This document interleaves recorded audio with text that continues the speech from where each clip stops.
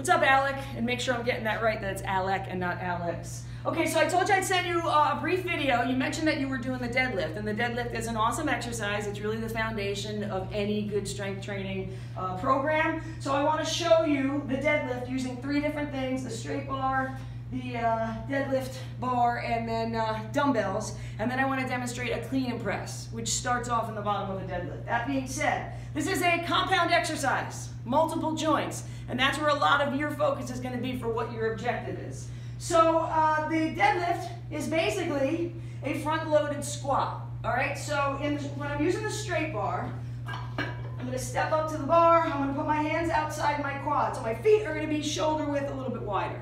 And you can play around with that stance, but don't get into this at this point. I just want you in a strong, solid stance, a little bit wider than shoulder width.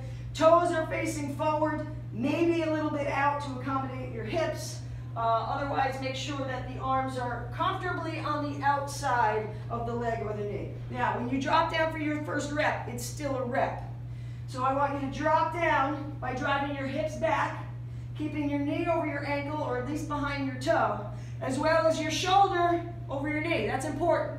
As you drop down into this exercise, the hips drive back, but I maintain the alignment in these 3 joints. All right, now, you got to get the hips lower than the shoulder at all times.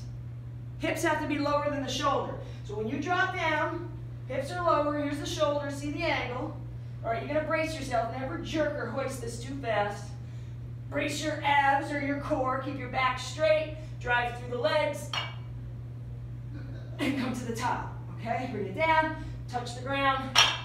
You should not have to steer this out of the way of your knees. It means that you're not coordinating the movement between the knee and the hip at the same time. Bring it down, bring it down. Drop it. And come back to the top. What shouldn't happen is you end up doing this. So you're down at the bottom where you should be. Then you start to straighten your legs, which brings your shoulder and your hip in line. That's not good. Because then when you come here, though it's a good exercise, the Romanian deadlift, it's going to be more stress on your postural muscles, and I want you to add the drive through the legs.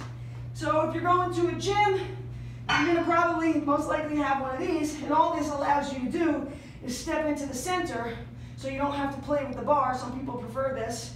And then same thing goes. Now drop the hips, shoulders higher than the hip at all time, back is straight, tight grip on the handle.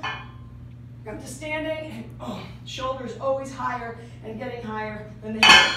Landing at the top with the joints aligned. Look, dumbbells. Dumbbells are very similar to that, except they're just going to hang naturally at your side. Everything else is the same. Drop it down.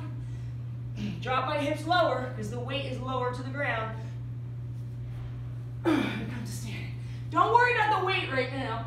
I'm just showing off because I'm an old lady, but master the technique of that exercise. Now, what we're going to turn it into, because we want to accelerate your progress in general strength, fitness, and endurance, right?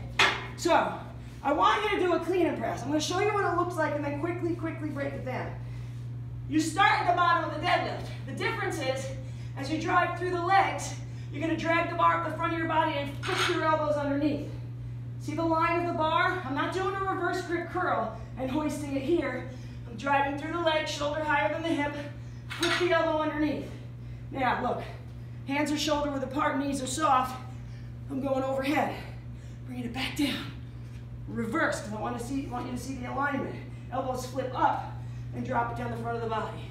So it looks like this, here, and reverse. So this phase, the second phase by itself, is the upright row. Elbows higher than the wrists at all times. Put them together in one move. Now, last thing. Let me tell you why you have to get the overhead press nailed down. Wardrobe malfunction. Because you're going to be doing the ammo can press.